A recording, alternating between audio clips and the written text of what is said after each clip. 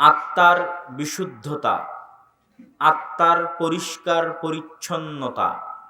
শাব্দিক অর্থ তাজকিয়াতুন নফসের শাব্দিক অর্থ আত্মার বিশুদ্ধতা, আত্মার পরিষ্কার পরিচ্ছন্নতা।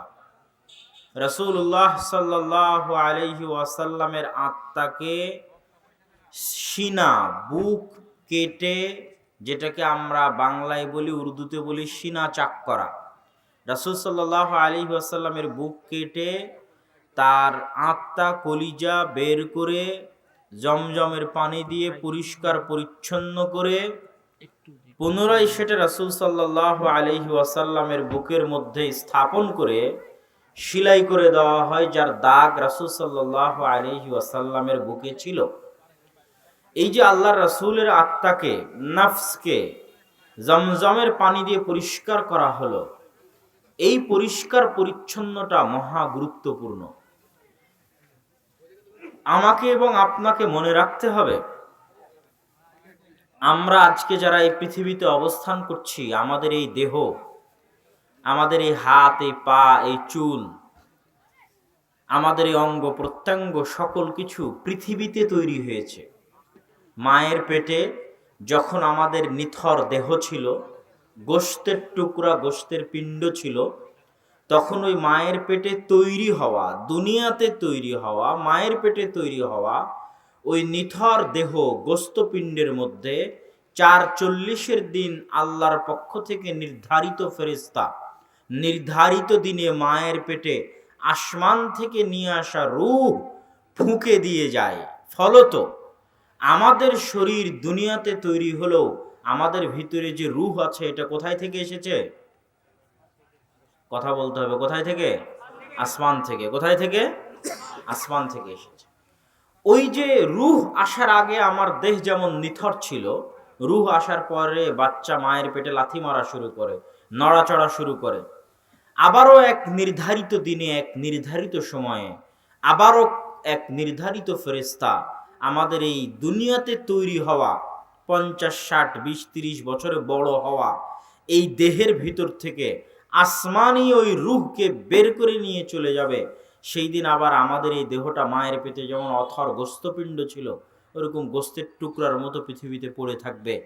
তো এই সংক্ষিপ্ত কথায় যেটা বুঝাতে চাচ্ছি, সেটা হচ্ছে আত্মা যেটা, রূহ যেটা, নফস যেটা, এটা পৃথিবীতে তৈরি হয়নি। পৃথিবীতে তৈরি হয়নি। কোথায় থেকে এসেছে? আসমান থেকে এসেছে।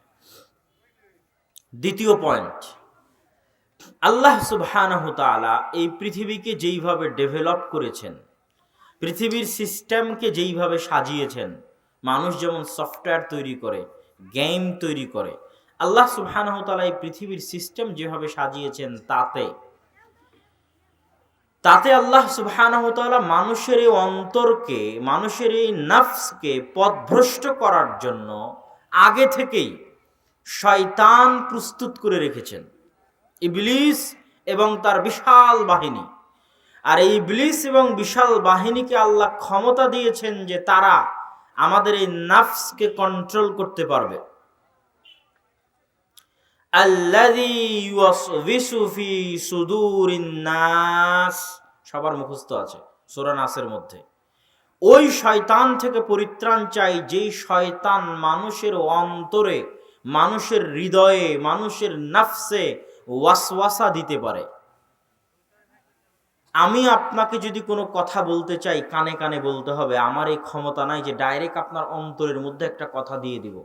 এই পাওয়ার আমার নাই, আমার স্ত্রীর নাই, আমার ছেলের নাই, আমার মেয়ের নাই, আমার বাপের নাই, আমার মায়ের নাই। এই ক্ষমতা পৃথিবীর কারো নাই যে আমার অন্তরে আপনি একটা কথা দিবেন অথবা আমি আপনার অন্তরে দিব। পসিবল নাই। হয় আমাকে কলমে লিখে আপনাকে চিঠি লিখতে হবে, না হয় টেক্সট করতে হবে, না হয় মুখে বলতে হবে, যেটা কান দিয়ে, ব্রেন দিয়ে ভিতরে প্রবেশ করবে। আর আল্লাহ শয়তানকে এই ক্ষমতা, এই পাওয়ার দিয়েছে যে শয়তান আমাদের নফসকে কন্ট্রোল করতে পারে। তাহলে পৃথিবীর শুরুতেই, মানব সৃষ্টির শুরুতেই যেই নফস নিয়ে আমরা পৃথিবীতে জীবন যাপন করছি, এই নফসের উপর কন্ট্রোল করার ক্ষমতা আল্লাহ কাকে দিয়েছে? শয়তানকে দিয়েছে। এর অসংখ্য অগণিত দলিল আছে। কেন আমাদের আত্মাকে পরিশুদ্ধ করতে হবে তার প্রয়োজনীয়তা বলতে গিয়ে আগের ভূমিকা স্বরূপ বলে নিচ্ছে। তো অসংখ্য অগণিত দলিল আছে যে শয়তান আমাদের নাফসকে কন্ট্রোল করতে পারে। দলিল, রাসূলুল্লাহ সাল্লাল্লাহু আলাইহি ওয়াসাল্লাম বলেছেন, মা মিন মাউলুদিন ইল্লা ইয়ামাসসুহু শাইতান, এমন কোন আদম সন্তান পৃথিবীতে জন্ম নেয়নি যে আদম সন্তানের জন্মের পরে শয়তান তার গায়ে হাত লাগায়নি।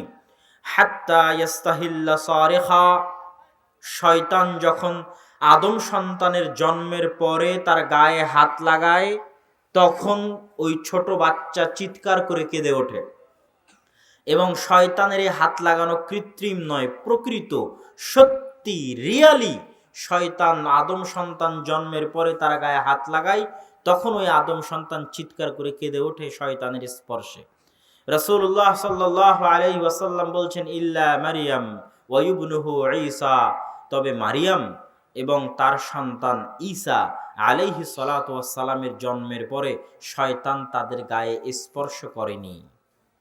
মারিয়াম এবং ঈসা ব্যতীত পৃথিবীর প্রত্যেক মানুষ, সৎ, পরহেজগার, আল্লাহওয়ালা, নবী রাসূল, সকলের জন্মের পরে শয়তান তাদের গায়ে স্পর্শ করেছে। এটা হচ্ছে মানুষের সাথে শয়তানের চিরন্তন সম্পর্কের প্রমাণ আল্লাহ রাসূলের পক্ষ থেকে। 2, রাসূলুল্লাহ সাল্লাল্লাহু আলাইহি ওয়াসাল্লাম বলছেন, এমন কোন আদম সন্তান নেই ইল্লা ওয়ালাহু কারিনান, যেই প্রত্যেক আদম সন্তানের 2 জন করে বন্ধু আছে। কারিনুম মিনাল মালাইকা ওয়া কারিনুম মিনাশ শাইতান, একটা বন্ধু হচ্ছে ফেরেশতা বন্ধু, আর একটা বন্ধু হচ্ছে শয়তান বন্ধু। যত খারাপ কাজের কথা অন্তরে জাগ্রত হয়, প্রত্যেকটা খারাপ কাজ শয়তান আমাদের অন্তরে দেয়। শয়তানের অস্তিত্ব এতটা বাস্তব, এতটা বাস্তব, এতটা বাস্তব যে রাসূলুল্লাহ সাল্লাল্লাহু আলাইহি ওয়াসাল্লাম উদাহরণ দিতে গিয়ে বলছেন, যখন কোনো মানুষ ফজরে ঘুম থেকে ওঠার চেষ্টা করে তখন শয়তান তার কাঁধের কাছে গিয়ে 3টা গিট দেয়, গিরহ দেয়, দিয়ে তাকে বলে, নাম নাম নাম, ঘুমাও ঘুমাও ঘুমাও, ইন্নাল লাইলা লাতাবিল, নিশ্চয় রাত এখনো অনেক লম্বা, এত তাড়াতাড়ি উঠার কি প্রয়োজন আছে।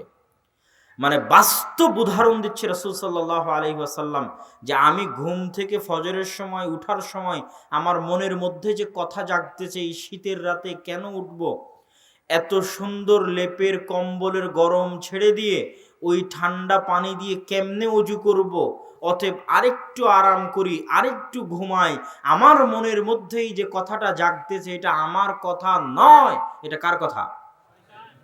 এটা জোরে বলেন, কার কথা? কে বলছে? রাসূল সাল্লাল্লাহু আলাইহি ওয়াসাল্লাম। কিন্তু আমি কি মনে করি? আমি বলি আমার কথা।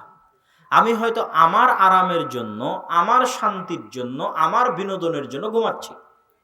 ঠিক প্রত্যেকটা পাপ কাজ একই অবস্থা। শয়তান শপথ করেছে, ওয়ালা উযিল্লান্নাহুম ওয়ালা উমান্নিয়ান্নাহুম, চ্যালেঞ্জ করেছে আল্লাহ সুবহানাহু ওয়া তাআলার সাথে, যে আদম সন্তানকে সিজদা না করার কারণে আমি জাহান্নামী, ওই আদম সন্তানের যদি সকল আদম সন্তানকে জাহান্নামে নিয়ে যেতে পারি তো তার জন্য আমি চেষ্টা করব। এটা আমার যুদ্ধ, এটা আমার চ্যালেঞ্জ। জান প্রাণ বাজি রেখে প্রত্যেকটা আদম সন্তানকে পথভ্রষ্ট করার চেষ্টা করব।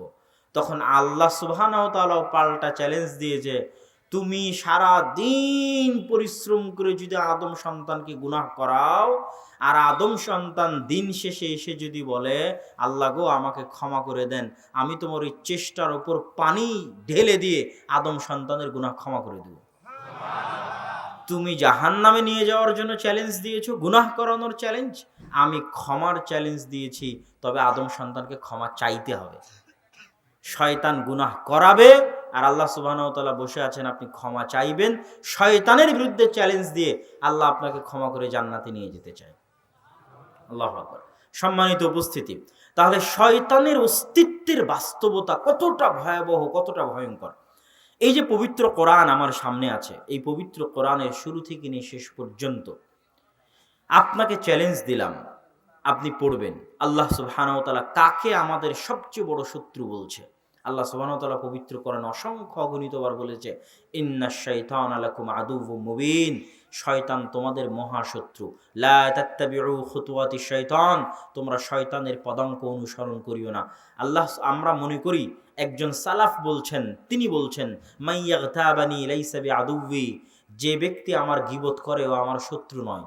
মাইয়াত্তাহিমুনি লাইসা বিআদুউই, যে ব্যক্তি আমাকে অপবাদ দেয় ও আমার শত্রু নয়। মাইয়াখুযু মিন্নি মালি লাইসা বিআদুউই, যে আমার ধন সম্পদ ছিনিয়ে নেয় ও আমার শত্রু নয়। আমি যখন আল্লাহর আনুগত্যে থাকি, তখন যে আমাকে আল্লাহর আনুগত্য থেকে জাহান্নামের রাস্তায় নিয়ে যাওয়ার চেষ্টা করে, ও হচ্ছে আমার আসল শত্রু। এটার কথাই আল্লাহ কোরআনে বলেছে। এই আমেরিকা, ভারত, ইসরায়েল এগুলো আপনার বড় শত্রু, এই কথা আল্লাহ সুবহানাহু ওয়া তাআলা বলেননি। কে আপনার সবচেয়ে বড় শত্রু? কেন শয়তান বড় শত্রু জানেন? আপনি ধরেন বিশাল, আজকে আপনার এখানে বিশাল লিল্লাহি তাকবীর দিয়ে একটা জাজবাওয়ালা একটা বক্তব্য দিয়ে দিলাম ইসরায়েলের বিরুদ্ধে। বক্তব্য ঠিক, কথা যৌক্তিক, আপনার রক্ত গরম হলো, আমার রক্ত গরম হলো, সুন্দর বক্তব্য দিলাম। কিন্তু ইসরায়েলের সাথে কবে যুদ্ধ হবে, আদৌ যুদ্ধ হওয়ার সম্ভাবনা আছে কিনা, এর কি গ্যারেন্টি আছে? কিন্তু 24 ঘন্টা কার সাথে যুদ্ধ হচ্ছে? প্রতি সেকেন্ডে কে আমাকে পথভ্রষ্ট করার চেষ্টা করছে? আমার অন্তর পর্যন্ত পথভ্রষ্ট করার ক্ষমতা কার কাছে আছে? শয়তানের কাছে। তাহলে যে আমাকে 24 ঘন্টার আমাকে পথভ্রষ্ট করার চেষ্টা করছে, ও আমার বড় শত্রু, না যার সাথে কোনোদিন দেখা হবে কি হবে না গ্যারেন্টি নাই, সে আমার বড় শত্রু? যে 24 ঘন্টা আমাকে পথভ্রষ্ট করার চেষ্টা করছে, ও আমার বড় শত্রু। শয়তানের অস্তিত্ব যদি আমরা বুঝে যাই যে শয়তান পৃথিবীতে আছে এবং শয়তান আমার উপর প্রভাব বিস্তার করতে পারে, এবং শয়তান আমাদের আত্মা, আমাদের অন্তর, আমাদের রূহ, আমাদের নফসকে পথভ্রষ্ট করতে পারে, এবার আপনি বুঝবেন আত্মার পরিশুদ্ধতার প্রয়োজন রয়েছে। আত্মা রোগগ্রস্ত, আত্মা ব্যাধিগ্রস্ত, আত্মা রোগী, আত্মা অসুস্থ। কে একে অসুস্থ বানিয়েছে? শয়তান অসুস্থ বানিয়েছে। এবং আত্মা কিভাবে অসুস্থ হয় তাও আপনাকে দেখাই।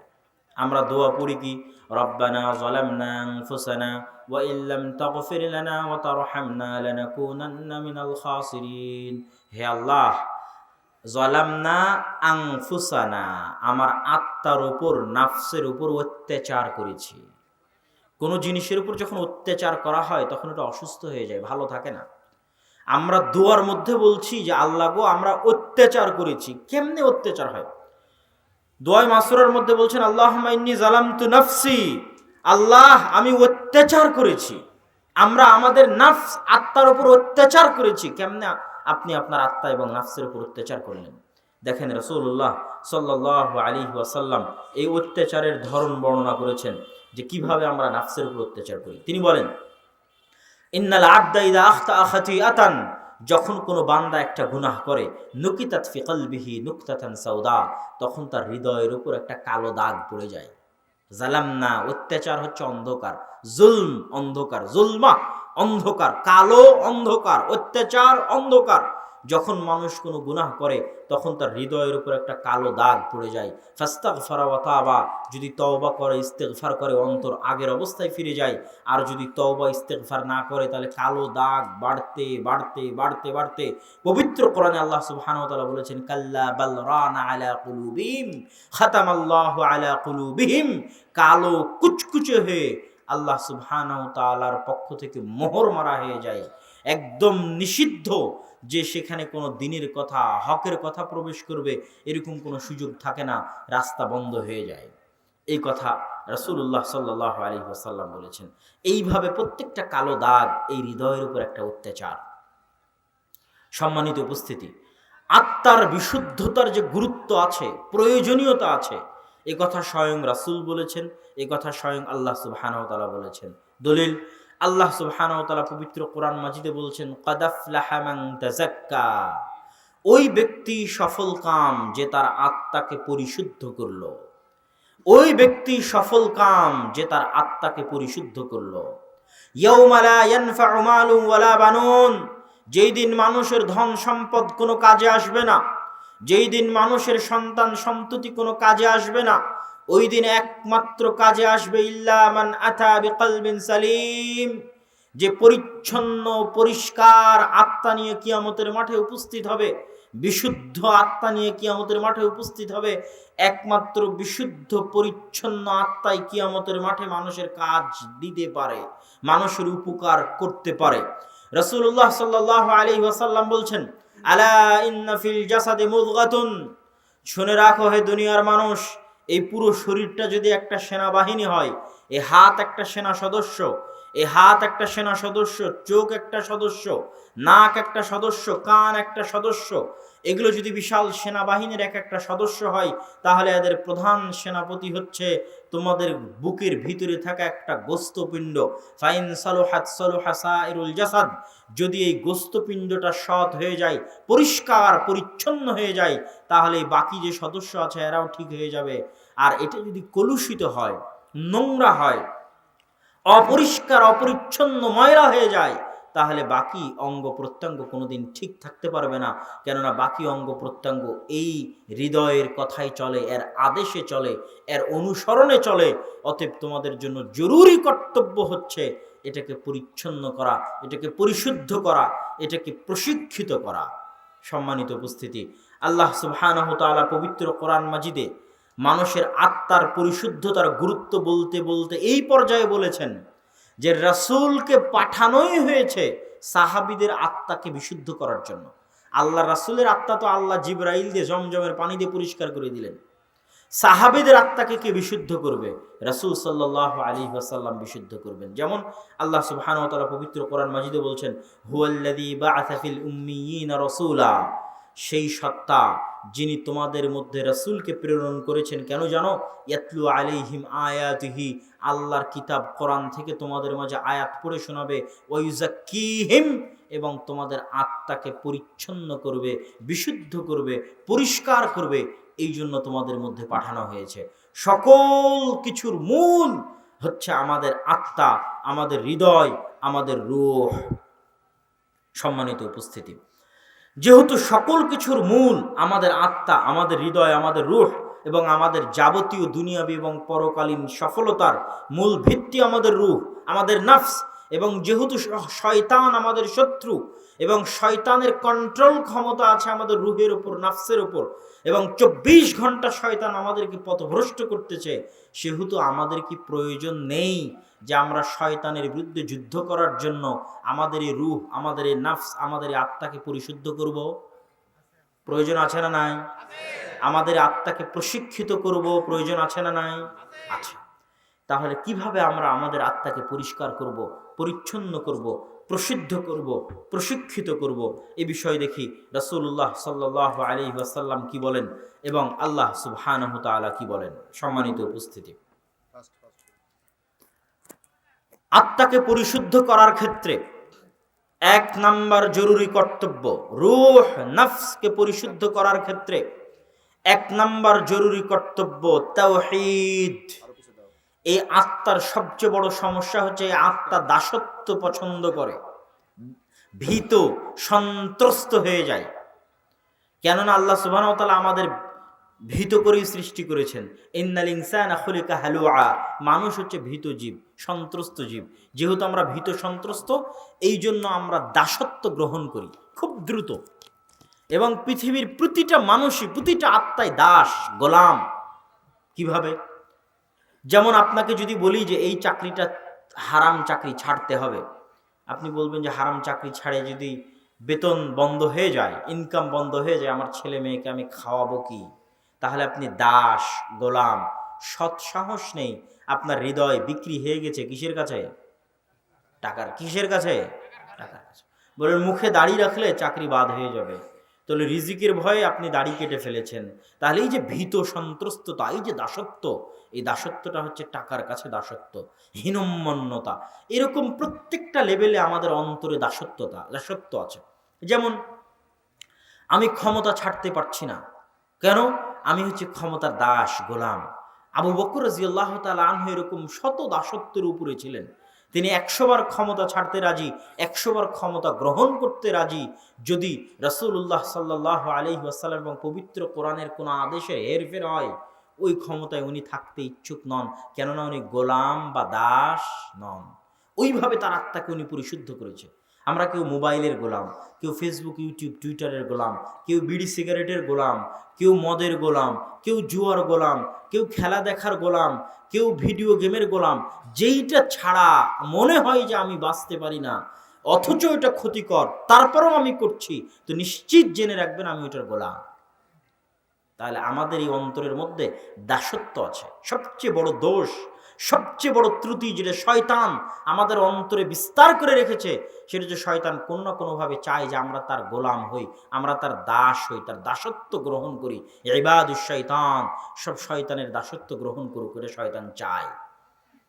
তাহলে প্রথম মুক্তি আপনার এই আত্মাকে দিতে হবে, দাসত্ব থেকে মুক্তি দিতে হবে। এই রূহকে পৃথিবীর সকল দাসত্ব থেকে আজাদ করতে হবে, অনেক উপরে উঠাতে হবে। যত উপরে উঠলে টাকাকে আর টাকা মনে হয় না, যত উপরে উঠলে ক্ষমতাকে আর ক্ষমতা মনে হয় না, যত উপরে উঠলে পৃথিবীর কোনো বাধাকে আর বাধা মনে হয় না, যত উপরে উঠলে পৃথিবীর কোনো শক্তিকে আর শক্তি মনে হয় না, যত উপরে উঠলে পৃথিবীর কোনো কিছুকেই আল্লাহ সুবহানাহু ওয়া তাআলার জাত এবং সিফাতের সামনে তুচ্ছ থেকে তুচ্ছ তুল্য মনে হয়, এবং নিজেকে পৃথিবীর তখন মানুষ সকল কিছুর উপরে নিয়ে যেতে পারে, পৃথিবীর সকল ক্ষমতার উপরে, সকল সৃষ্টিজীবের উপরে, সকল বস্তুর উপরে, সকল কিছুর উপরে উঠে যায়। কেননা তখন ও তার আত্মাকে দাসত্ব থেকে আজাদি দেয়, দাসত্ব থেকে মুক্তি দেয়। সেটা হচ্ছে তাওহীদ, কালিমাতু লা ইলাহা ইল্লাল্লাহ। তবে অনুধাবন করে বুঝে, সবাই তো কালেমা পড়েছে, তারপর গোলাম। কেন? কালেমার অর্থ তারা জানে না, আল্লাহকে তারা চিনে না, আল্লাহ কে এ সম্পর্কে তাদের জ্ঞান নেই। এই জন্য আমার ওই বক্তব্য শুনতে হবে, আল্লাহ কে, আল্লাহ কাকে বলে, আল্লাহর পরিচয়, তাওহীদ কি, বিস্তারিত আলোচনা করা আছে বক্তব্যের মধ্যে। সেটা শুনলে আপনি আপনার আত্মাকে শয়তানের দাসত্ব এবং পৃথিবীর আর যত শয়তানের অস্ত্রপাতি আছে, এই যে মদ, জুয়া, নারী, টাকা পয়সা, ধন দৌলত, ক্ষমতা, রুজি রুটির ভয়, এগুলো সকল দাসত্ব থেকে আপনি উপরে উঠবেন। রুজির ভয় দেখানো শয়তানের কাজ। আল্লাহ কোরআনে বলেছে যে শয়তান তোমাদেরকে কিসের ভয় দেখাবে? রুজির ভয় দেখাবে। কেন? আমরা দুর্বল। তাহলে প্রথম আমার আত্মাকে মুক্তি দিতে হবে শয়তানের দাসত্ব থেকে, টাকা পয়সার দাসত্ব থেকে, নারীর দাসত্ব থেকে, ক্ষমতার দাসত্ব থেকে, মোবাইলের দাসত্ব থেকে, ভিডিও গেমের দাসত্ব থেকে, ফেসবুক ইউটিউবের দাসত্ব থেকে, জুয়ার দাসত্ব থেকে, যাতে আমি নিজের ইচ্ছা মতো, নিজের সিদ্ধান্ত মতো কিছু করতে পারি। আমার নিজের সিদ্ধান্ত আমার কন্ট্রোলে থাকে না, তাহলেই তো আমি দাস। 1 ঘন্টা পার হওয়ার পর মাথায় বাড়ি দিচ্ছি, কখন এটা ভিডিও গেম খেলা শুরু করেছিলাম, সারাদিন পার হয়ে গেল, তাহলে তো আমি কন্ট্রোলের বাইরে চলে গেছি, মানে আমি দাস হয়ে গেছি, গোলাম হয়ে গেছি। সম্মানিত উপস্থিতি, এবার দ্বিতীয় পয়েন্ট, যেটা আমাদের আত্মাকে পরিশুদ্ধ করবে, প্রশিক্ষিত করবে, শয়তানের বিরুদ্ধে লড়াই করতে সহযোগিতা করবে, সেটা হচ্ছে সালাত। এটা শুনলে মানুষের কাছে আশ্চর্য লাগে। সিরাজগঞ্জে বক্তব্য শেষ করে বের হলাম, একজন ভাই আমাকে বলছে যে আব্দুল্লাহ ভাই, আপনার সাথে আমার পার্সোনাল একটু কথা আছে, একটু আড়ালে বলতে হবে। বলেন। আমি একটু আড়ালেই গেলাম। তো উনি আমাকে বললেন যে তিনি অনেক গুনাহে লিপ্ত, তার মধ্যে অবৈধ সম্পর্ক, জেনার সম্পর্কে তিনি লিপ্ত। এটার থেকে তিনি বাঁচতে চান, কেমনে বাঁচবেন জানা নেই। আমি বললাম যে এইটার থেকে বাঁচার জন্য আলাদা কোনো টিপসের প্রয়োজন নাই, শুধু এইরকম বড় গুনাহ নয়, আমরা যারা জীবনে যত গুনাহের সাথে লিপ্ত আছি, প্রত্যেক গুনাহ থেকে বাঁচার জন্য আলাদা কোনো টিপস, আলাদা কোনো কৌশল পরে। আমি বললাম আপনি কি 5 ওয়াক্ত সালাত জামাতে আদায় করেন? বললেন না, 5 ওয়াক্ত সালাত জামাতে আদায় করা হয় না। 5 ওয়াক্ত সালাত জামাতে আদায় করা, এই আত্মাকে একটা কাজ দেওয়া। যখনই আপনি বসে থাকবেন, আপনার কোনো কাজ নাই, তখন এই আত্মার উপর সবচেয়ে বেশি কন্ট্রোল ক্ষমতা থাকবে কার? শয়তানের। তাহলে যখন কোনো কাজ নাই, অলস বসে আছে, তখন তো ওকে শয়তান গ্রেফতার করবেই। কিন্তু এই জন্য রাসূলুল্লাহ সাল্লাল্লাহু আলাইহি ওয়াসাল্লাম বলেছেন যে কেউ যদি টানা 40 দিন 5 ওয়াক্ত সালাত জামাতে তাকবীরে তাহরিমার সাথে আদায় করে, তাহলে ওর আত্মা মুনাফিকি থেকে মুক্ত, জাহান্নামের আগুন থেকে মুক্ত। আল্লাহ! কেন? এটা একটা প্রশিক্ষণ, অনেক বড় প্রশিক্ষণ। এই আত্মাকে একটা কাজ দেওয়া হয়েছে, প্রশিক্ষণ দেওয়া হচ্ছে যে তোমাকে লড়াই করতে হবে শয়তানের বিরুদ্ধে। এবং প্রত্যেকটা ওয়াক্ত সালাতে যখন কেউ জামাতে যায়, তখনও শয়তানের বিরুদ্ধে যুদ্ধ করেই জামাতে যায়। এবং এক একটা যুদ্ধ তৃতীয় বিশ্বযুদ্ধের চাইতে ভয়ঙ্কর। এক একটা যুদ্ধ, যখন আজান হবে, আজান থেকে নিয়ে জামাত পর্যন্ত 15-20 মিনিট সময়ে প্রত্যেকটা ওয়াক্তে এত অসংখ্য কাজ শয়তান আপনার ব্রেনে, আপনার মনে, আপনার মাথার ওপর, আপনার স্ত্রী এসে একটা বলছে, ছেলে এসে একটা বলছে, আপনার মনের মধ্যে আর একটা চলছে, আর 2 মিনিট যাই না, এটা আগে করি না, আচ্ছা কালকে থেকে শুরু করব, এই ওয়াক্ত না হয় মিস দেই। অসংখ্য বাধা শয়তান আপনার মনের সামনে দাঁড় করাবে, যাতে আপনার আত্মাকে দিয়ে আপনি কোনো কাজ না করাতে পারেন। অলস বসে থাক। অলস বসে থাকলে ওই আত্মাকে কাজে লাগানো শয়তানের জন্য সহজ হয়। তাহলে এটা তৃতীয় বিশ্বযুদ্ধের চেয়ে ভয়ঙ্কর। এবার যখন একটা আত্মা টানা 40 দিন 5 ওয়াক্ত সালাত জামাতে তাকবীরে তাহরিমার সাথে আদায় করবে, মাঝখানে গ্যাপ নাই, গ্যাপ দিলে আবার শুরু করবে, এটা আমার এবং আপনার জন্য চ্যালেঞ্জ। জীবনে তো অনেক কিছু করেছেন, এটা চ্যালেঞ্জ গ্রহণ করেন। মাত্র 40 ডেজ, মাত্র 40 দিন 5 ওয়াক্ত সালাত তাকবীরে তাহরিমার সাথে আদায় করতে হবে। যুবকেরা কত হাম্বি তাম্বি করে, আমি এটা করব, ওইটা করব, অনেক কিছু হয়ে গেছে, এই সেই, আমার 1 লক্ষ ভিউ, 5 লক্ষ ভিউ, উমুক তুমুক, অনেক কিছু। তোমার যদি হিম্মত থাকে করো দেখি। 40 দিন সালাত, মাত্র 40 দিন 5 ওয়াক্ত সালাত জামাতে আদায় করতে হবে তাকবীরে তাহরিমার সাথে। যদি কেউ করে তাহলে টানা 40 দিন 5 ওয়াক্ত সালাত সমান 200 ওয়াক্ত সালাত। 200 ওয়াক্ত সালাত যখন কেউ টানা মসজিদে জামাতে তাকবীরে তাহরিমার সাথে আদায় করবে, তাহলে আপনি বুঝবেন ও 200টা তৃতীয় বিশ্বযুদ্ধে শয়তানকে পরাজিত করেছে। আল্লাহু আকবার। তাহলে এই আত্মা এবার প্রশিক্ষণ পাচ্ছে শয়তানের বিরুদ্ধে লড়াই করার। যখন 200টা যুদ্ধে টানা পরাজিত করবে শয়তানকে, টানা, কোনো বিরতি ছাড়া, বিরতিহীনভাবে, পরাজয়ের পর পরাজয়, পরাজয়ের পর পরাজয়, পরাজয়ের পর পরাজয়, টানা বিরতিহীনভাবে 200টা যুদ্ধে শয়তানকে পরাজিত করেছে, তখন এই আত্মা এতটা প্রশিক্ষিত হয়ে যাবে যে এখন শয়তান ওকে যেটা বলবে ওটে ও আর শুনবে না।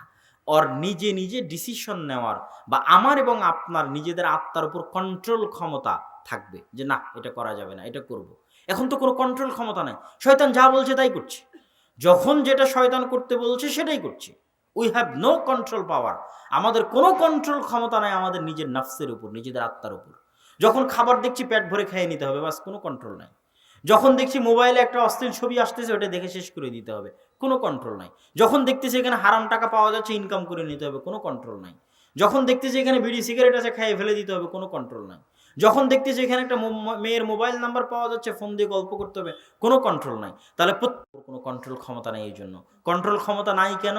আত্মা কোনোদিন শয়তানের বিরুদ্ধে একটা যুদ্ধ জয়লাভ করেনি, তো কি কন্ট্রোল ক্ষমতা থাকবে? তাহলে আত্মাকে জয়লাভ করাতে হবে কি? গুনাহ থেকে বিরত থাকার মাধ্যমে না, ওটা পরে। আগে কাজ কর, তারপরে। গুনাহ থেকে বিরত থাকা অনেক পরে, আগে তুই কর কাজ। কোনো কাজই তো নাই, কি করবে?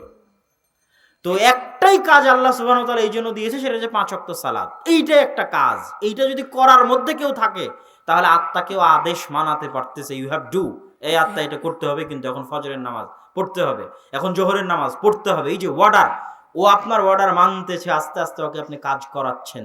এইভাবে যখন সালাতের মধ্যে আপনি পাবন্দ হয়ে যাবেন এবং অন্তত প্রথম ধাপ কমপ্লিট করবেন 40 দিনের, তখন আপনি আসলে শয়তানের যে কন্ট্রোল ক্ষমতা আপনার আত্মার উপর আছে, এটা অনেকটা কমে যাবে এবং আপনার নিজের কন্ট্রোল ক্ষমতা আপনার আত্মার উপর বাড়বে। আল্লাহ সুবহানাহু ওয়া তাআলা আমাদের তৌফিক দান করুক, আল্লাহুম্মা আমিন। সম্মানিত উপস্থিতি, এবার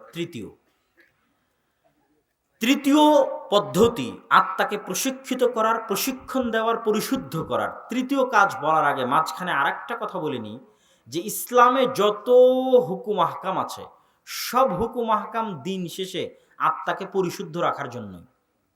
সব হুকুম আহকামই দিন শেষে আত্মাকে ক্লিন রাখার জন্য।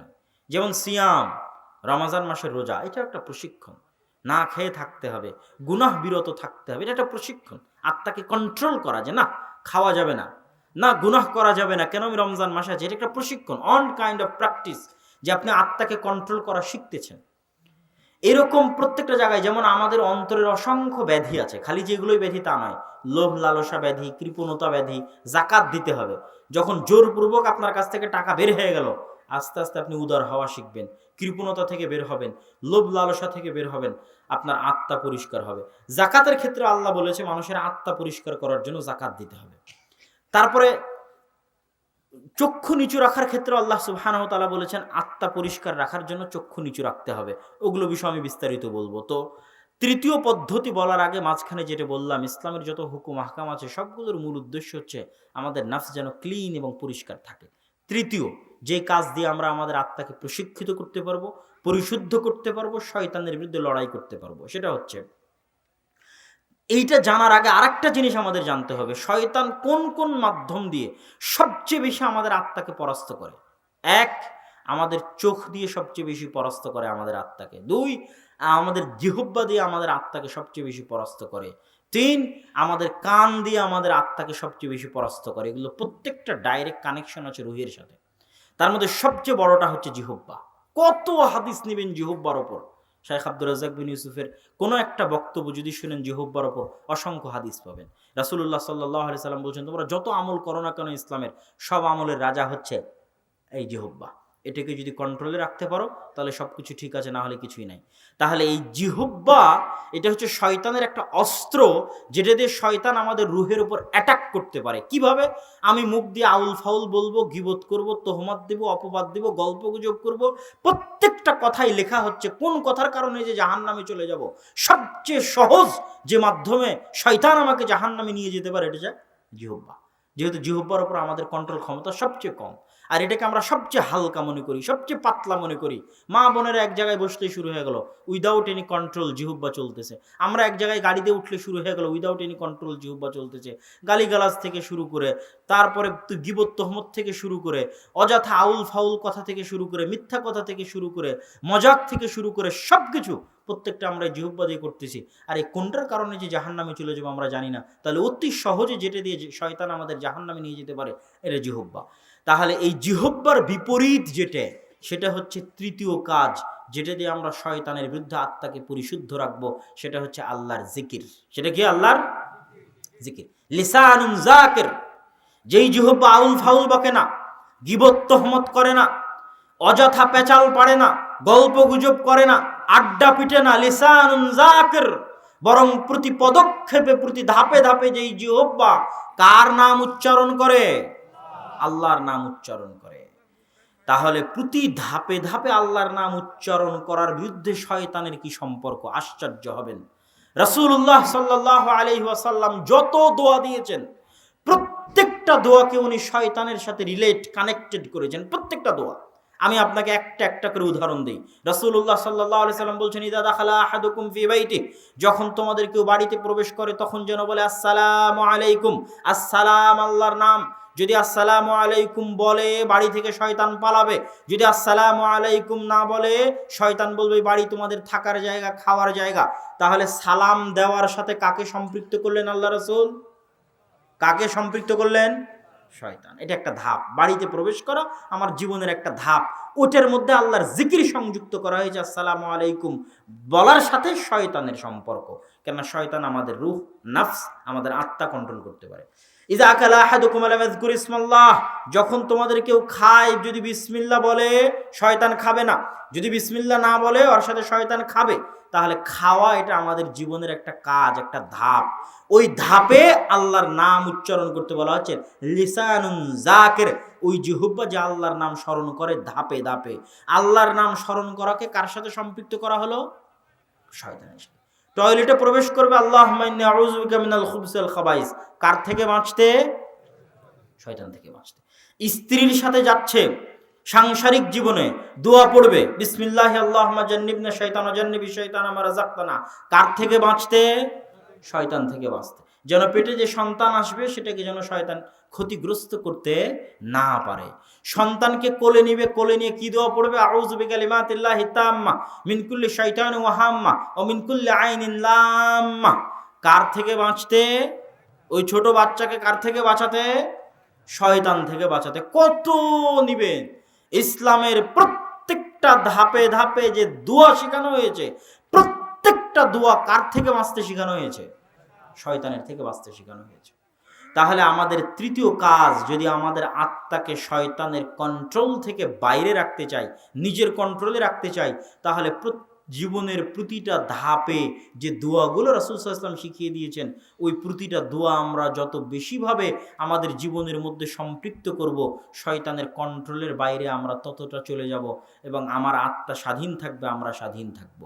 সম্মানিত উপস্থিতি, একজন রাশিয়ান জাদুকর, আল্লাহু আলাম তার কথা সত্য মিথ্যা কতটুকু, কিন্তু হাদিসে তো প্রমাণ হয়, একজন রাশিয়ান জাদুকরের একটা ভিডিওতে সে বলছে যে যখন আমরা কোনো জাদু করি তখন যেই সমস্ত মুসলমানেরা 5 ওয়াক্ত সালাত আদায় করে এবং এই যে প্রতি ধাপে ধাপে জিকির করতে অভ্যস্ত, আল্লাহর নাম উচ্চারণ করতে অভ্যস্ত, এদের শরীরের চারি সাইডে এমন একটা অদৃশ্য অবয়ব, এমন একটা অদৃশ্য দুর্গ, এমন একটা অদৃশ্য পাহারা যে কোনো জাদু, কোনো বদনজর, কোনো শয়তানের আক্রমণ, কোনো কিছুই ওটা ভেদ করে ভিতরে প্রবেশ করতে পারে না। একই কথা রাসূলুল্লাহ সাল্লাল্লাহু আলাইহি সাল্লাম বলেছেন। কিন্তু জাদুও শয়তানের, বদনজরও শয়তানের, কুদৃষ্টিও শয়তানের, অন্তরের উপর ওয়াসওয়াসাও শয়তানের। কি বলছেন রাসূলুল্লাহ? কেউ যদি ঘুমায় আর আয়াতুল কুরসি পড়ে, আল্লাহর পক্ষ থেকে একটা ফেরেশতা সকাল পর্যন্ত গার্ড দিবে যেন শয়তান আর কোনো ক্ষতি করতে না পারে।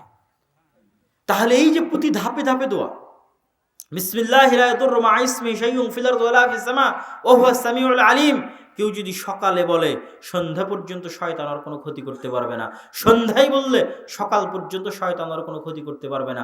আইনে রাসূল দোয়া অধ্যায় বই যদি যাওয়ার সময় নিয়ে যান স্টেজ থেকে, তো আইনে রাসূল দোয়া অধ্যায় বইয়ের প্রত্যেকটা দোয়ার সাথে দেখবেন শয়তান সম্পৃক্ত, প্রত্যেকটা দোয়ার সাথে। সূরা নাস, ফালাক, ইখলাস এগুলোর মধ্যে প্রত্যেকটা জায়গায় শয়তান থেকে পরিত্রাণ চাওয়া হয়েছে।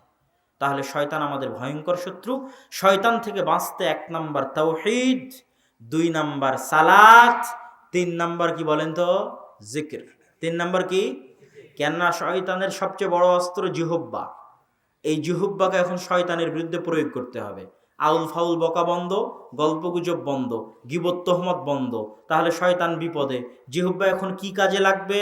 বাড়িতে প্রবেশ করলে আসসালামু আলাইকুম, খেতে বসলে বিসমিল্লাহ, বাড়ি থেকে বের হলে বিসমিল্লাহি তাওয়াক্কালতু আলাল্লাহ লা হাওলা ওয়ালা কুওয়াতা ইল্লা বিল্লাহ, গাড়িতে উঠলে সুবহানাল্লাযী সাখখারা লানা হাদা ওয়া মা কুন্না লাহু মুকরিনিন ওয়া ইন্না ইলা রাব্বিনা লামুনকালিবুন। স্ত্রীর কাছে গেলে এটা, নতুন জামা কিনলে এটা, নতুন কাপড় পরলে এটা, বাড়ি থেকে বের হলে এটা, টয়লেটে প্রবেশ করলে এটা, টয়লেট থেকে বের হলে এটা। প্রত্যেক ধাপে ধাপে আমি শয়তানের বিরুদ্ধে যুদ্ধ করতেছি কি দিয়ে? লিসানুন যাকির। শয়তানের বিরুদ্ধে একটা অদৃশ্য দুর্গ তৈরি করতেছি, অদৃশ্য বুদ্ধ তৈরি করতেছি, অদৃশ্য বর্ম গায়ে ধারণ করতেছি, যে অদৃশ্য বর্ম দুর্গকে ভেদ করে পৃথিবীর কোনো শক্তি, পৃথিবীর কোনো শয়তানি শক্তি, কোনো কুদৃষ্টি, কোনো বদনজর, কোনো জাদুটোনা, কোনো কিছু শয়তানের কোনো ওয়াসওয়াসা যদি কেউ প্রতিনিয়ত পড়তে থাকে, লিসানুন যাকির, ভেদ করে তার অন্তরে প্রভাব সৃষ্টি করা শয়তানের পক্ষে, কুদৃষ্টির পক্ষে, বদনজরের পক্ষে, জাদুটোনার পক্ষে অসম্ভব, ইম্পসিবল। সম্মানিত উপস্থিতি, তাহলে মোটামুটি আমরা যেই বিষয়গুলোর আলোচনা করলাম আমাদের আত্মাকে পরিশুদ্ধ করার জন্য, এবার বক্তব্যের শেষের দিকে এর চাইতেও গুরুত্বপূর্ণ কথা আছে। সেটা হচ্ছে আমাদের আত্মার আর এক ধরনের যে রোগগুলো আছে, যেই রোগগুলোর কথা জাকাতের আলোচনার মধ্যে সংক্ষিপ্ত করে বললাম, ওই রোগগুলো থেকে পরিষ্কার রাখাও আত্মাকে পরিষ্কার রাখা। সেটা কি? আপনার যদি রাগ হয় প্রচুর, তাহলে রাগ আত্মার রোগ, আপনি অসুস্থ। যে প্রচণ্ড রাগী, ও যখন রাগান্ত অবস্থায় আছে ও অসুস্থ। আপনার যদি অন্তরে হিংসা থাকে, তাহলে হিংসা আপনার অন্তরের অসুস্থতা। আপনি হিংসুটে মানে আপনি একজন মানসিক রোগী। আপনার অন্তরে যদি ঈর্ষা বিদ্বেষ থাকে, তাহলে আপনি একজন মানসিক রোগী, আপনার অন্তর অসুস্থ হয়ে গেছে। আপনার অন্তরে যদি অহংকার থাকে, আপনি একজন মেন্টাল পেশেন্ট, মানসিক রোগী, আপনার অন্তরে অহংকার আছে, এটা একটা অসুস্থতা। আপনি মানুষের গীবত করছেন, আপনার অন্তরে অসুস্থতা আছে, আপনি মেন্টাল পেশেন্ট। আপনি মানুষকে অপবাদ দিচ্ছেন, আপনার ভিতরে অসুস্থতা আছে, আপনার অন্তর অসুস্থ। আপনি লোভী, টাকার লোভ, খাবারের লোভ সামলাতে পারেন না, ধৈর্য নাই লোভের সামনে, আপনি অসুস্থ, মেন্টাল পেশেন্ট, আপনার নফস রোগী। তাহলে এই যে নফসের যে অসুস্থতাগুলো আছে, ফি কুলুবিহিম মারাজ, ইবনুল কাইয়িম রাহিমাহুল্লাহ বলছেন নফস অসুস্থ হয়। এগুলো হচ্ছে নফসের অসুস্থতা। উনি এক এক এক এক করে গনিয়েছেন, যার কিছু উদাহরণ আমি আপনাদের সামনে পেশ করলাম। এটা হচ্ছে নফস অসুস্থ রোগী। তাহলে এই অসুস্থ নফস, এই মানসিক রোগীর কি চিকিৎসা? হিংসুটে মানসিক রোগী, রাগী মানসিক রোগী, অহংকারী মানসিক রোগী, লোভী মানসিক রোগী, ধৈর্য নাই অধৈর্য মানসিক রোগী, এই সমস্ত মানসিক রোগীর চিকিৎসা কি? রাসূলুল্লাহ সাল্লাল্লাহু আলাইহি ওয়াসাল্লামের কিছু হাদিস যদি আমরা সামনে রাখি, তাহলে আমাদের জন্য সহজ হবে এই সমস্ত মানসিক রোগের চিকিৎসা করতে। আগে আমাদের জানতে হবে যে এই সমস্ত মানসিক রোগ থেকে দূরে থাকা কতটা মহৎ এবং মহান কাজ, এবং এই সমস্ত মানসিক রোগে লিপ্ত হওয়া কতটা ভয়ঙ্কর এবং জঘন্য অপরাধ। সম্মানিত উপস্থিতি, রাসূলুল্লাহ সাল্লাল্লাহু আলাইহি ওয়াসাল্লাম একদিন এইরকম একটা মাজলিসে বসে আছেন। হাদিসের বর্ণনাকারী আনাস ইবনে মালিক তিনি বলছেন, বাইনামা নাহনু জুলুসুন ইনদান নবী সাল্লাল্লাহু আলাইহি ওয়াসাল্লাম, আমরা সাহাবীরা রাসূল সাল্লাল্লাহু আলাইহি ওয়াসাল্লামের নিকটে বসে আছি একত্রে। হঠাৎ রাসূলুল্লাহ সাল্লাল্লাহু আলাইহি ওয়াসাল্লাম বললেন, ইয়াত্তালিউ আলাইকুম রাজুলুম মিন আহলিল জান্নাহ, কিছুক্ষণের মধ্যে তোমাদের নিকটে, তোমাদের মধ্যে একজন জান্নাতি ব্যক্তি আসবে। তো আমরা দেখলাম যে রজুলুম মিনাল আনসার, একজন আনসারি সাহাবী উজু করে তার দাড়ি নাড়াতে নাড়াতে পানি ঝাড়তে ঝাড়তে মসজিদে প্রবেশ করলেন। দ্বিতীয় দিন আমরা রাসূলুল্লাহ সাল্লাল্লাহু আলাইহি ওয়াসাল্লামের সাথে বসে আছি, তিনি বললেন, ইয়াত্তালিউ আলাইকুম রাজুলুম মিন আহলিল জান্নাহ, তোমাদের নিকটে এখন একজন জান্নাতি ব্যক্তি আসবেন। আমরা আশ্চর্য হয়ে দেখলাম গতকাল যে ব্যক্তি এসেছিলেন ওই ব্যক্তি আজ দ্বিতীয় দিন, তিনি একজন আনসারি সাহাবী, তার নাম হাদিসের মধ্যে উল্লেখ নাই। তৃতীয় দিন রাসূলুল্লাহ সাল্লাল্লাহু আলাইহি ওয়াসাল্লাম বললেন, ইয়াত্তালিউ আলাইকুম রাজুলুম মিন আহলিল জান্নাহ, এখন তোমাদের মধ্যে একজন জান্নাতি ব্যক্তি আসবে। আমরা দেখলাম ওই ব্যক্তি যে প্রথম দিন এসেছিল, ওই ব্যক্তি যে দ্বিতীয় দিন এসেছিল, ওই আনসারি সাহাবী আজকে প্রবেশ করলেন। তো আব্দুল্লাহ ইবনে আমর ইবনে আল আস বলছেন, আমার অন্তরে কৌতূহল তৈরি হলো যে এই ব্যক্তির আমল সম্পর্কে অনুসন্ধান করার। প্রত্যেক মা এবং বোন, যতদূর পর্যন্ত মাইকের আওয়াজ যাচ্ছে, যতদূর পর্যন্ত মানুষ যারা দোকানপাটে বাজার করতেছে তাদের কানে আওয়াজ যাচ্ছে, তাদেরকে এই হাদিসটা, অন্য সকল আলোচনার সকল কথা ভুলে গেলেও এই হাদিসটা একটু 2 মিনিট 5 মিনিট মনোযোগ দিয়ে শ্রবণের আহ্বান জানাচ্ছি। হাদিস সহিহ, রাসূলুল্লাহ সাল্লাল্লাহু আলাইহি ওয়াসাল্লাম পরপর 3 দিন একজন ব্যক্তির ব্যাপারে বললেন এই ব্যক্তি জান্নাতি। আব্দুল্লাহ বিন আমর ইবনে আল আস বলছেন, আমার আগ্রহ হলো, আমি জানতে চাই এই ব্যক্তি কি আমল করে। আমি তার কাছে গিয়ে বাহানা করলাম, বাহানা করে তার কাছে 3 দিন থাকতে চাইলাম। 3 দিন 3 রাত তিনি আমাকে থাকার অনুমতি দিলেন। ফাবাতা ইনদাহু 3 লায়ালিন ওয়া 3 আইয়ামিন, আব্দুল্লাহ ইবনে আমর ইবনে আল আস রাদিয়াল্লাহু তাআলা আনহু তার নিকটে 3 রাত 3 দিন অবস্থান করলেন। আব্দুল্লাহ ইবনে আমর ইবনে আল আস রাদিয়াল্লাহু তাআলা আনহু নিজের মুখের কথা আপনাকে বলছি। উনি বলছেন, ফাকানা লা ইয়ারা মিনহু কাসীরা আমালিন, এই 3 দিন 3 রাতে আমি বড় কোনো আমল দেখতে পেলাম না, যে অতিরিক্ত কোনো আমল তিনি করছেন এরকম অতিরিক্ত কোনো আমল আমি তার আমল নামায় দেখলাম না। আরো নির্দিষ্ট করে আব্দুল্লাহ ইবনে আমর ইবনে আল আস রাদিয়াল্লাহু তাআলা আনহু উল্লেখ করছেন, লাম ইয়ারাহু মুতাহাজ্জিদাম ফিল লাইল, রাতের বেলায় তাহাজ্জুদের সালাত আদায় করতেও দেখলাম না।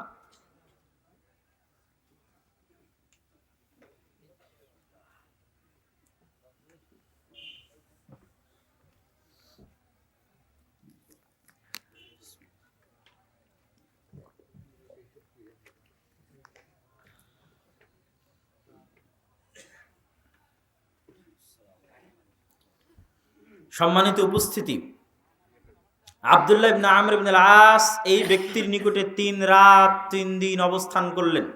যেই ব্যক্তি সম্পর্কে রাসূলুল্লাহ সাল্লাল্লাহু আলাইহি ওয়াসাল্লাম পরপর 3 দিন ঘোষণা দিয়েছেন দুনিয়াতে জীবিত থাকা অবস্থায় যেই ব্যক্তি জান্নাতি, 3 দিন 3 রাত তার বাড়িতে অবস্থান করার পর আব্দুল্লাহ ইবনে আমর ইবনে আল আস বলছেন, আমি তাকে বেশি কোনো আমল করতে দেখিনি, নির্দিষ্ট করে বলছেন তাহাজ্জুদের সালাত আদায় করতেও দেখিনি। আমি তো আশ্চর্য হয়ে গেলাম, যেই ব্যক্তিকে আল্লাহ রাসূল জান্নাতের ঘোষণা দিচ্ছেন, জান্নাতের সার্টিফিকেট দিচ্ছেন, ও তাহাজ্জুদের সালাতও আদায় করে না, এবং দিনের বেলা বেশি কোনো আমল, অত্যধিক কোনো আমল আমার নজরে আসলো না, আমার চোখে পড়লো না, না দিনের বেলা না রাতের বেলা। আমি 3 দিনের দিন যখন ফিরে চলে যাচ্ছি তখন তাকে জিজ্ঞেস করলাম, ঘটনা এই রাসূলুল্লাহ সাল্লাল্লাহু আলাইহি ওয়াসাল্লাম এই বলেছেন, এই অবস্থা, এই জন্য এসেছিলাম, আপনি কি বলতে পারবেন আপনি কি আমল করেন? তখন ওই ব্যক্তি বললেন যে তার কোনো এমন আমল তার জানা নেই। আব্দুল্লাহ ইবনে আমর ইবনে আল আস বিদায় নিচ্ছেন, বিদায় নিতে যাবেন এমত অবস্থায় তিনি আবার তাকে ডাক দিয়ে বললেন, হ্যাঁ, তবে একটা আমলের কথা বলতে পারি, জানি না এটাই সেটা কিনা, তবে একটা আমলের কথা বলতে পারি, সেটা হচ্ছে প্রত্যেক রাতে যখন আমি ঘুমাতে যাই, প্রত্যেক রাতে যখন আমি বিছানায় যাই, আমার পাড়া প্রতিবেশী, ভাই বোন, আত্মীয় স্বজন, ব্যবসা বাণিজ্য, দোকানপাট, ব্যাংক ব্যালেন্স, স্ত্রী পুত্র, যার যার সাথে সারাদিন যা কিছু ঘটেছে, কার ওপর রাগ করেছি, কার সাথে হিংসা করেছি, কার বিরুদ্ধে বিদ্বেষ করেছি, কার ওপর মনক্ষুণ্ণ হয়েছি, কার ওপর রাগান্বিত হয়েছি, যত কিছু সংঘটিত হয়েছে, কে পৃথিবীতে আমার সাথে শত্রুতা করছে, কে পৃথিবীতে আমার সাথে দুশ্মনী করছে, পৃথিবীর সকল শত্রু দুশ্মন বন্ধু বান্ধব যে আমার হক মেরে খাচ্ছে তাকেও, যার ওপর আমি রাগান্বিত হয়েছি তাকেও, পৃথিবীর প্রত্যেকটা মানুষকে নিঃস্বার্থভাবে ক্ষমা করে দিয়ে পরিষ্কার পরিচ্ছন্ন হৃদয় নিয়ে আমি ঘুমাতে যাই। আব্দুল্লাহ বিন আমর ইবনে আল-আস বলছেন, এটাই সেটা যে পরিষ্কার পরিচ্ছন্ন হৃদয়ের কারণে দুনিয়াতে থাকতেই রাসূল সাল্লাল্লাহু আলাইহি ওয়াসাল্লাম আপনার জান্নাতের ঘোষণা দিয়েছে। এটার কথাই আল্লাহ সুবহানাহু ওয়া তাআলা পবিত্র কোরআন মাজিদে বলেছেন, লা ইয়ানফাউ মালু ওয়ালা বানুন ইল্লা মান আতা বিকলবিন সালিম। ধন সম্পদ কাজে দিবে না, সন্তান সন্ততি কাজে দিবে না, কলবে সালিম, পরিচ্ছন্ন হৃদয়, পরিষ্কার আত্মা। প্রত্যেক মা বোন, প্রত্যেক ভাই বোন যারা মানসিক রোগী, হিংসুটে, বিদ্বেষী, রাগান্বিত, পরশ্রী কাতর, লোভী, প্রত্যেকের উচিত রাতে ঘুমাতে যাওয়ার সময় পৃথিবীর সকল মানুষকে নিঃস্বার্থভাবে নিশ্চিন্ত হৃদয়ে ক্ষমা করে দেওয়া। জেনে রাখেন, পরিষ্কার পরিচ্ছন্ন হৃদয় ছাড়া মানুষ জান্নাতে যাবে না। যদি জান্নাতের হকদার হয়েও যায়, আল্লাহ তাকে জোর করে পরিষ্কার পরিচ্ছন্ন করবে। রাসূলুল্লাহ সাল্লাল্লাহু আলাইহি ওয়াসাল্লাম বলছেন, ইখলাসুল মুমিনুনা ইয়াউমাল কিয়ামাহ, কিয়ামতের দিন মুমিনদেরকে যখন পুলসিরাত থেকে নাজাত দিয়ে দেওয়া হবে, নিজ নিজ আমলের জোরে পুলসিরাত পার হয়ে যাবে। সবাই জানেন, পুলসিরাত পার হয়ে যাওয়ার পর মুমিনদেরকে বাধা দেওয়া হবে। ইহবাসুন, কোথায় বাধা দেওয়া হবে? ইনদাল কান্তারা, আর একটা ব্রিজ, আর একটা নদী তাদেরকে অতিক্রম করতে হবে, ওখানে তাদেরকে বাধা দেওয়া হবে। কেন? ইউকাসসু বাইনাহুম মাযালিম আল্লাতী কানাত ফিদ দুনিয়া। ওই কান্তারার মধ্যেই সমস্ত জান্নাতি মুমিনদের হৃদয়ে যে বিদ্বেষ ছিল হালকা পাতলা, কারো বিরুদ্ধে যদি হিংসা থেকে থাকে, কারো বিরুদ্ধে যদি রাগ থেকে থাকে, ক্ষোভ থেকে থাকে, এই সামান্য হিংসা নিয়ে তাকে জান্নাতে যেতে দেওয়া হবে না, এই সামান্য বিদ্বেষ নিয়ে তাকে জান্নাতে যেতে দেওয়া হবে না। জান্নাত রোগী, মানসিক রোগীদের জন্য নয়, জান্নাত পরিষ্কার পরিচ্ছন্ন হৃদয়ের অধিকারীদের জন্য। এই জন্য আল্লাহ ওখানে একটা নদী বানিয়েছেন, ওই নদীতে গোসল করে প্রত্যেক মুমিনের হৃদয়কে বাধ্যতামূলক পরিষ্কার পরিচ্ছন্ন করা হবে। এবং জান্নাতে কোনো মুমিনের প্রতি কোনো মুমিনের কোনো হিংসা, কোনো মুমিনের প্রতি কোনো মুমিনের কোনো রাগ, কোনো মুমিনের প্রতি কোনো মুমিনের কোনো বিদ্বেষ কিছুই থাকবে না। সকল হিংসা বিদ্বেষ মুক্ত অবস্থায়, পরিষ্কার পরিচ্ছন্ন অবস্থায় জান্নাতে প্রবেশ করতে হবে। তাহলে তার ফজিলত কত বেশি যে দুনিয়াতে থাকতে পরিচ্ছন্ন হৃদয় নিয়ে বিদায় নিবে। আল্লাহু আকবার। জান্নাতে পরিচ্ছন্ন হৃদয়ের অধিকারী মানুষ ছাড়া প্রবেশ করতে